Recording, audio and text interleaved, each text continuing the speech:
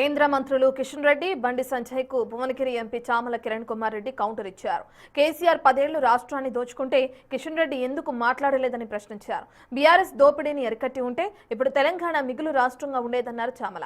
రాష్ట్రానికి రావాల్సిన నిధులు, హక్కుల గురించి ఎన్నడూ మాట్లాడని బండి సంజయ్ కు కాంగ్రెస్ 6 గ్యారంటీల అమలు గురించి మాట్లాడేందుకు సిగ్గుండాలని అన్నారు. నిజామాబాద్ ఎంపీ అరవింద్ తో జనానికి నయా పైసా ఉపయోగం లేదని చామల అభిప్రాయపడ్డారు. బీఆర్ఎస్ మీకు పార్లమెంట్ ఎన్నికలప్పుడు వాళ్ళ ఆర్గన్స్ డొనేషన్ ఇచ్చి, అంటే వాళ్ళ ఓట్లను మీకు దానం చేసి వాళ్ళు మిమ్మల్ని గెలిపించిన విధానానికి మీరిప్పుడు వాళ్లకు కృతజ్ఞత భావంతో ఏదైనా సహాయం చేయాలన్న ఆలోచనలో మాట్లాడుతున్నట్టే ఉంది. రేవంత్ రెడ్డి కేసీఆర్ పై చర్యలు తీసుకోకపోతే రాజీనామా చేయాలంటున్నాం.